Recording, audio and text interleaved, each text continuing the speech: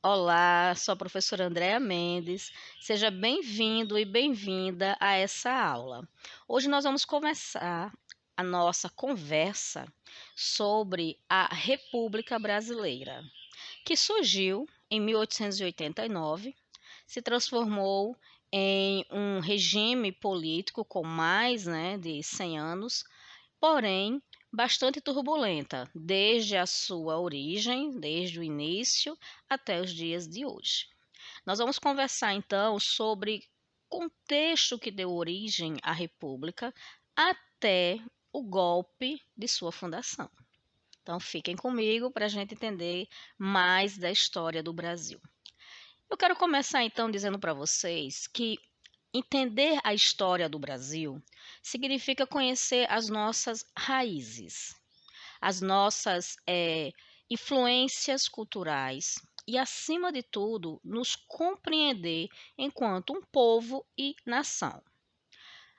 Não dar atenção à história do Brasil é permitir que muitos erros cometidos no passado se repitam no tempo presente. É também permitir estar na ignorância, pois nós não podemos viver sempre tendo outras nações, outros países, outras experiências como modelos perfeitos, quando nós precisamos construir isso em nossa própria fronteira, em nosso próprio território brasileiro.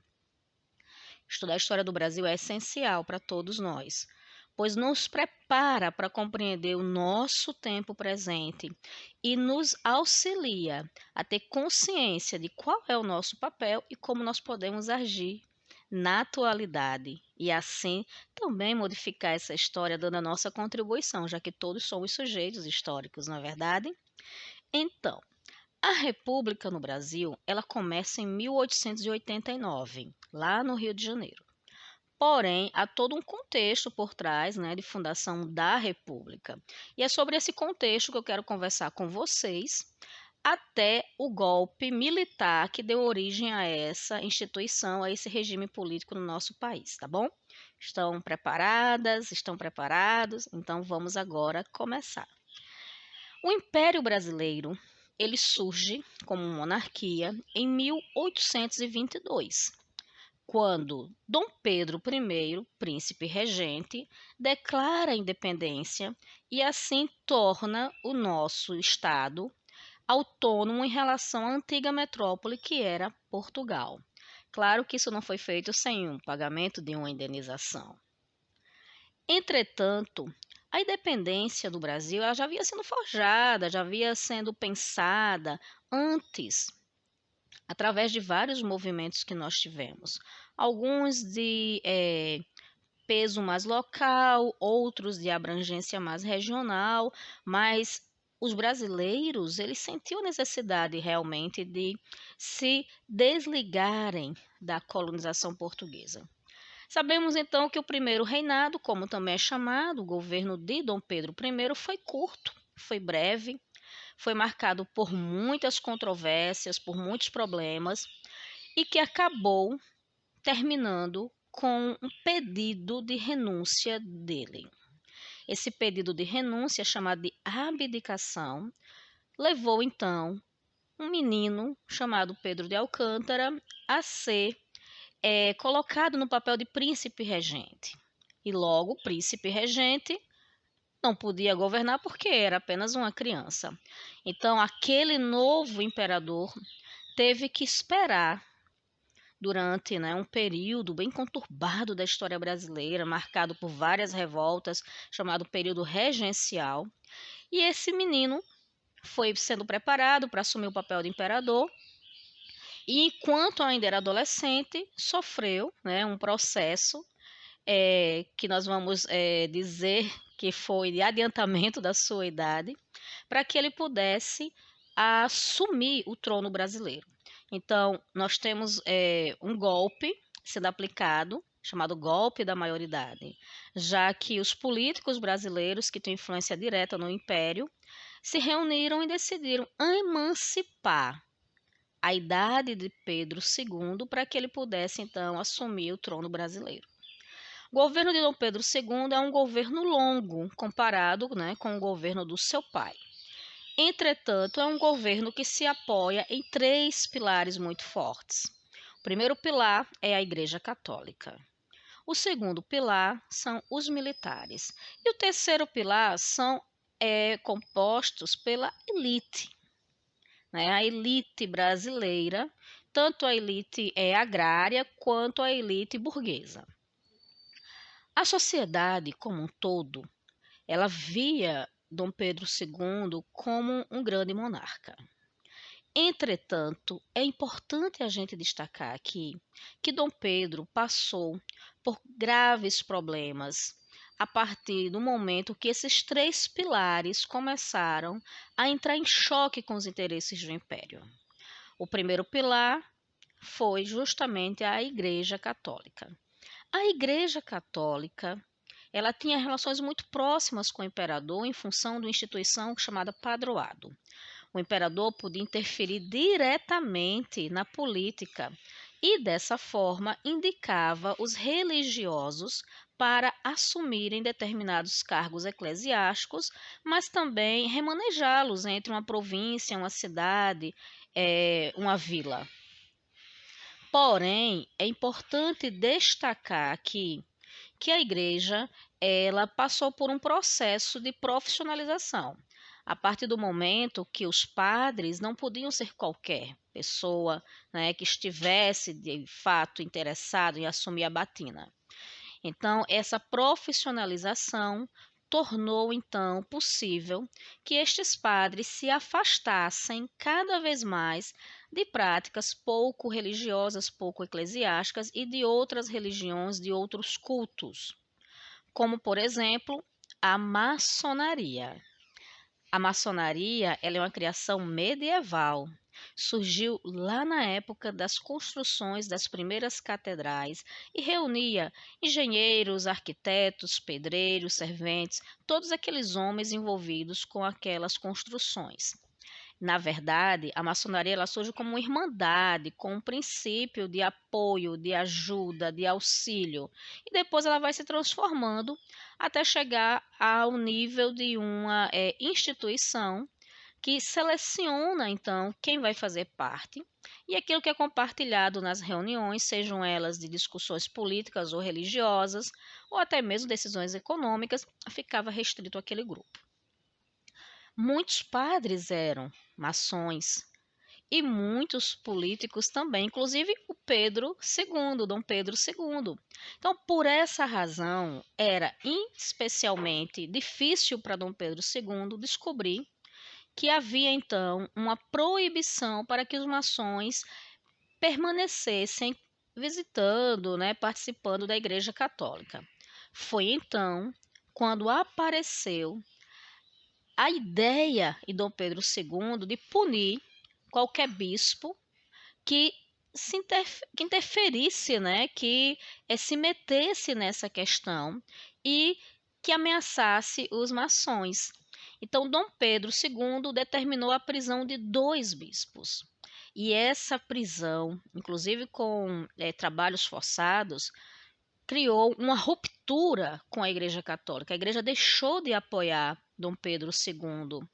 E isso ele começou a sentir profundamente, porque a popularidade do imperador ela começou a cair, já que em cada oportunidade de sermão, de uma palavra, da escrita de um artigo, o clero se manifestava agora contra as decisões do império. Então, primeira dificuldade enfrentada, por Dom Pedro II é justamente com a Igreja Católica. Esse pilar ruindo, lhe sobravam 2 pilares, E esse segundo pilar vai ser justamente o pilar dos militares. Os militares tiveram uma grande participação na Guerra do Paraguai, um conflito que aconteceu na década de 1860 e envolveu as tropas brasileiras contra o Paraguai em uma aliança incentivada e também financiada pela Inglaterra. O interesse da Inglaterra era justamente desestabilizar o Paraguai, que tinha bastante autonomia financeira, industrial, e inclusive melhores índices de alfabetização, melhores índices de igualdade do período. Este conflito acabou, né, transformando o Brasil em um dos maiores participantes das atividades bélicas, e os militares que foram para a Guerra do Paraguai, eles voltaram diferentes, voltaram com outra consciência e exigindo também mais deferência, né, mais atenção por parte do Império para essa classe. Porém, isso não aconteceu. O imperador e o seu gabinete de ministros entendia que quanto mais autonomia, quanto mais poder fosse dado à classe dos militares, mais riscos o regime imperial corria, pelo fato destes militares terem tido já contato com ideias republicanas e, por sua vez, estarem prontos, né, estarem preparados para formarem, apoiarem um partido republicano se por acaso existisse. A experiência republicana, o Manifesto Republicano, foi criado em 1870 e muitos cafeicultores, intelectuais e também militares fizeram parte dessa reunião. Dessa maneira, os militares, então, foram se distanciando do império e se aproximando de um ideal republicano. E isso ficou muito mais enfatizado a partir do momento que chegou no Brasil o pensamento de Auguste Comte. As ideias positivistas, então, chegaram ao Brasil e rapidamente elas se espalharam na classe dos militares. O positivismo, como corrente filosófica, pensava que a sociedade devia ser regida por leis da ciência. E a ordem, então, devia ser um dos elementos centrais, não só para reger o pensamento científico, mas também para conduzir a sociedade. Então, é importante aqui destacar que as ideias positivistas rapidamente encontraram espaço entre os militares e passaram então a ser debatidas e estudadas nas academias militares do país. Essa aproximação dos militares com o positivismo foi essencial para que eles passassem a questionar cada vez mais o regime do império e assim propor uma nova forma de governo, que no caso seria o modelo republicano. Mas nós sabemos o que é uma república, todos sabem o que é uma república, na verdade. Numa república há um governo democrático e a democracia ela conta com a participação do povo através de um processo eleitoral que é de extrema importância para que assim todos possam expressar as suas vontades políticas e assim fazer a escolha do regente, do mandatário, do presidente. Porém, o Brasil ele tinha apenas 1% de sua população apta para a eleição. E isso acontecia porque no Brasil o voto ele era atrelado a uma série de condições, desde uma renda determinada, a alfabetização. Então esses elementos eles acabavam entravando uma eleição, um processo político democrático e deixando então a decisão de escolher o presidente, né, o futuro presidente desta república, nas mãos de poucos, e esses poucos faziam parte então das elites. E é sobre elas então que nós vamos conversar. O Brasil, principalmente durante o governo de Dom Pedro II, conheceu um surto de industrialização, que apesar de ter sido breve, né, liderado pelo empresário Irineu Evangelista de Souza, acabou incentivando outros brasileiros a investirem mais, né, no setor do serviço e na indústria. Isso era um empecilho, sim, para a época, porque o Brasil era escravocrata, era um país escravagista. um dado importante, que o Brasil, durante o período do Império, tinha mais de 1 milhão de escravos, quando a sua população era, segundo o censo da época, era estimada em 8 milhões de habitantes. Então, o número de escravos correspondia a mais de 10% da população brasileira. E estes homens e mulheres escravizados ou nascidos na condição de escravos não tinham direitos políticos, eram explorados e violentados constantemente. O regime imperial, ele se apoiava então na escravidão. Porém, a partir dos interesses da Inglaterra no comércio africano, surge uma pressão muito grande sobre as nações escravagistas e exige que essas nações elas acabem com a escravidão. E o Brasil ele começa um processo muito lento de abolição gradual da escravatura. Começa com a Lei Eusébio de Queiroz, proibido o tráfico negreiro, né? Depois avança um pouco, e na verdade essa lei seguinte é uma lei que só dá direitos aos proprietários de escravos e escravas, já que permite que escravos com mais de 60 anos sejam alforriados, tirando aí a responsabilidade, né, é o compromisso do dono do escravo, do proprietário, em cuidar daquela pessoa já idosa, já bastante doente, né, e que já foi bastante explorada naquele grupo, naquela família. Em seguida vem a lei do ventre livre, que dá liberdade às crianças nascidas a partir daquele período, que é outro benefício para os proprietários de escravos. Por quê? Porque as crianças livres não podiam ir embora, né? Não podiam deixar as suas mães que ainda eram escravas. Então elas continuavam dentro, né, das casas, dentro das fazendas, e quando chegavam a certa idade poderiam optar por ir embora e deixar a sua família. Difícil também, não é? Então, estas leis, elas eram apenas atenuantes, elas eram apenas uma resposta para a sociedade, mas que de fato não promoviam a dignidade, não promoviam a inclusão dessa população na sociedade brasileira. E essa população, então, era utilizada largamente em vários serviços, em vários setores da sociedade, desde a agricultura, a mineração, desde os trabalhos domésticos, o trabalho de vendas, né? Muitos escravos e escravas eram tratados como mercadores, como vendedores ambulantes. E muitos até compravam, né, a sua alforria a partir desse serviço. Então, a escravidão é um marco do império.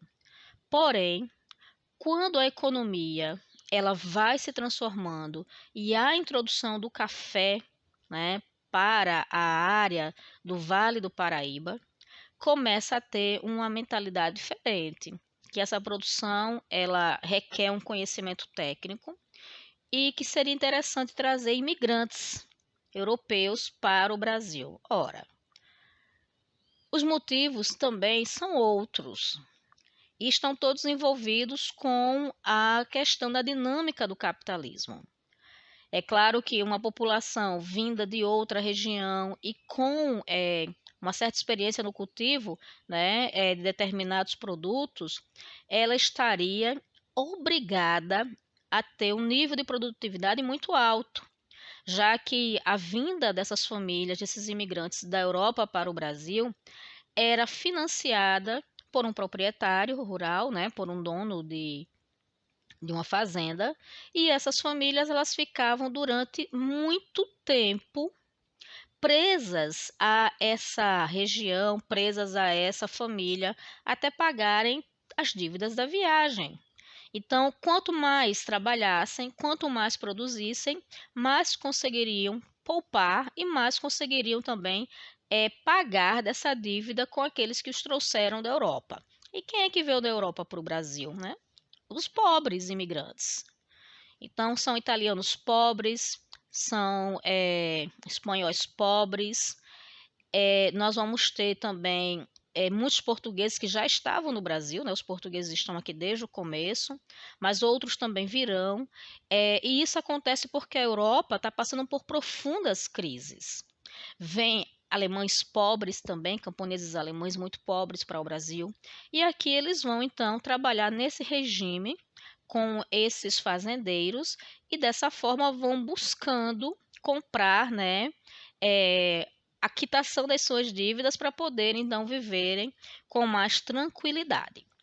Pois bem, é importante então pensar que alguns proprietários rurais decidiram utilizar a mão de obra do imigrante, mas outros continuaram utilizando a mão de obra dos escravizados, né, das escravizadas. E são esses que são o apoio do império, são esses que são o pilar que apoia Dom Pedro II. Porém, o crescimento do movimento abolicionista, as pressões externas, acabam transformando o cenário de uma forma diferente e exigindo, então, que seja tomada uma decisão para a abolição da escravatura. E isso acontece em 13 de maio de 1888, quando a princesa regente, né, Isabel, ela assina a alforria de todos os escravizados no Brasil, chamada de Lei Áurea. Bom, só para vocês terem uma ideia, para os escravizados foi um fato muito importante. A primeira impressão é muito boa. Inclusive, a princesa Isabel ficou conhecida entre os ex-escravizados como a Redentora. Eles até chegaram a organizar no Rio de Janeiro um grupo para defendê-la, chamada Guarda Negra Redentora. E foram importantes para evitar, né, vamos dizer, os comícios, as reuniões republicanas, mas não foram suficientes. Por outro lado, se a gente perceber bem, essa alforria não trouxe nenhum direito. E estes homens e mulheres, eles já tinham sido totalmente afastados, né, dos processos que dão dignidade, como, por exemplo, educação, moradia, né? Inserção no mercado econômico. Então, o que aconteceu? Eles saíram da condição de escravizados e foram para uma outra condição de desempregados, de desempregadas. Eles saíram das casas e fazendas dos seus senhores, né, dos seus proprietários, e foram morar nos morros, dando origem aí a um processo que hoje nós conhecemos como favelização e que tem origem ainda nessa libertação dos escravos, porque começa a formação também de quilombos nos morros, e esses quilombos depois vão se transformando, vão crescendo, e lá no começo do século XX, esse processo ele é acelerado com a reurbanização do Rio de Janeiro, que é um assunto que a gente ainda vai conversar aqui. Com a libertação dos escravos, o Império perdeu, então, seu último pilar.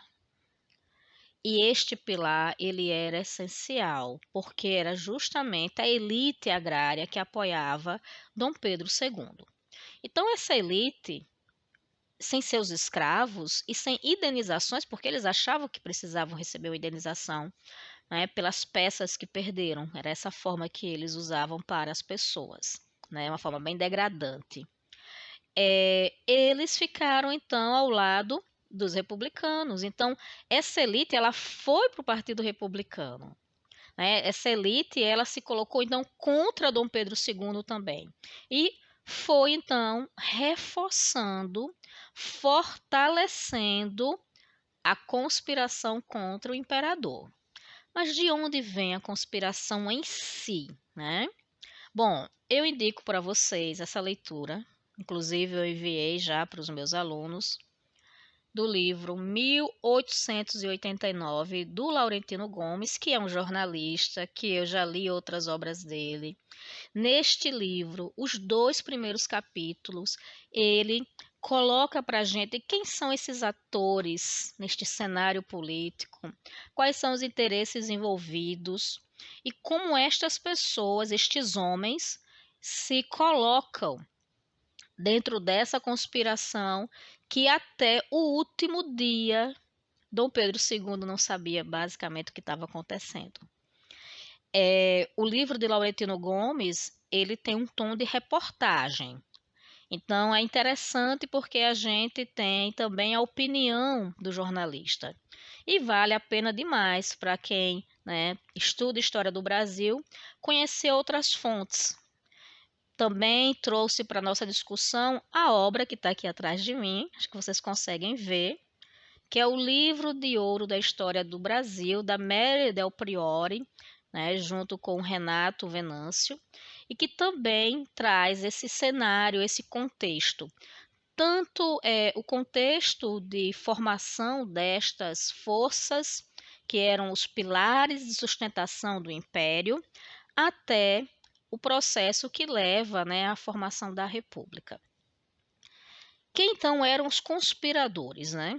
A elite agrária, membros da Igreja Católica e os militares, que eram descontentes desde a Guerra do Paraguai. Entretanto, é a figura de confiança do imperador que vai ser escolhido para derrubar o império, que é o Manuel Deodoro da Fonseca, um marechal. É ele que, mesmo doente, mesmo abatido, vai ser escolhido pelos envolvidos com essa república, com essa teoria, essa ideia de uma república, a liderar o movimento e derrubar o imperador.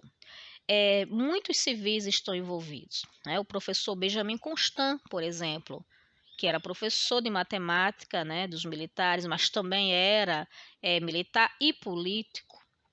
Nós vamos ter também Quitino Bocaiúva, Silva Jardim, que foi um entusiasta. Nós vamos ter Rui Barbosa, um político orador, né, que vai também fazer parte. Então, várias mentes se unem para derrubar o imperador. E o movimento ele é feito a partir dos quartéis. Em cada quartel, em cada batalhão, há entusiastas da República e que vão incentivar, que vão insuflar esse desejo de derrubada da monarquia e criação desse novo regime. Estes homens, até o dia 14 de novembro de 1889, ou seja, até um dia antes do golpe militar, eles estavam extremamente seguros, porque Deodoro da Fonseca, que foi escolhido como o líder pela sua experiência, né, ele tinha sido um participante também da Guerra do Paraguai, pela sua proximidade com o imperador, ele estava doente. Então se esperou até o último momento pela sua recuperação, para que assim pudesse ser, né, dados comandos, como por exemplo a voz de prisão ao Visconde de Ouro Preto, né? O Afonso Celso Figueiredo, o Visconde de Ouro Preto, ele tentou alertar Dom Pedro II e informá-lo que percebia uma movimentação estranha entre as tropas. E enquanto ele mandava telegramas para Dom Pedro II, que estava em Petrópolis, do lado dele estava outro conspirador que ele nem suspeitava, que era o Floriano Peixoto, que também vai fazer parte dessa república. Um militar que está totalmente envolvido com o golpe, e quando o Visconde de Ouro Preto, que é o líder do governo, né, que é o chefe do gabinete dos militares, pergunta a Floriano se ele pode interferir, se ele pode debelar, né, aquelas tropas que estão se reunindo ali. Ele disse que as medidas já foram tomadas, mas ele não disse quais medidas eram. Então, mostra ambiguidade. Diz uma coisa que podia ser aplicada a qualquer cenário. E no final, Floriano era um dos golpistas também. E vai participar, então, desse primeiro arranjo da República Brasileira. A República foi um golpe militar. Um golpe que surgiu dessas insatisfações dos interesses das classes, né, da elite brasileira, seja a elite civil, seja a elite eclesiástica, seja a elite militar. Este golpe, ele é baseado numa ideia muito difusa do que é uma república. Até porque nós sabemos que república é democracia, é participação popular. E isso não aconteceu. O povo não sabia o que estava acontecendo. Inclusive, Segundo um dos participantes dessa conspiração, que é o Aristides Lobo, o povo assistiu tudo aquilo bestializado, porque as pessoas não tinham noção, não tinham dimensão do que estava sendo posto ali, que era o fim do regime imperial e o início de um novo regime que o Brasil ainda não compreendia, que o Brasil ainda não entendia como funcionaria. A República, então, é fundada em 15 de novembro de 1889, proclamada na mídia e depois pelo Deodoro da Fonseca. Ela também tem um componente muito sério, que é a questão do boato, que nós chamamos hoje de fake news, porque para convencer, vejam só o caráter de conspiração, para convencer os militares que estavam nos quartéis de que eles tinham que derrubar o imperador Dom Pedro II, foi espalhado o boato que Deodoro da Fonseca estava preso, tinha sido preso por Dom Pedro II. E Deodoro da Fonseca estava em casa, sob cuidados médicos, repousando, né, de uma enfermidade. Então, como ninguém via Deodoro, né, que Deodoro estava em casa doente, as pessoas passaram rapidamente a acreditar naquele boato e auxiliaram na queda, então, do Império. O Império ruiu, então, e a família real foi destituída dos seus títulos e teve 48 horas para organizar os seus pertences pessoais e deixar o nosso país. Eles foram exilados para a Europa. Nenhum membro da família real voltou ao Brasil. Dessa viagem, todos eles faleceram na Europa e o próprio Dom Pedro II faleceu, né, alguns anos após a implantação da República no Brasil, e há quem diga que foi acometido, além do diabetes que ele tinha, também de um processo de depressão. É importante, então, a gente destacar que a instituição que nós vivemos hoje, o regime político que nós vivemos hoje, foi montado por um golpe militar. E esse golpe deu origem a um período da história do Brasil chamado de República da Espada, que vai ter esse nome porque o presidente era um militar, o vice-presidente era o outro militar, que são, respectivamente, os conspiradores, Deodoro da Fonseca e Floriano Peixoto, e ambos vão querer implantar uma ditadura no Brasil.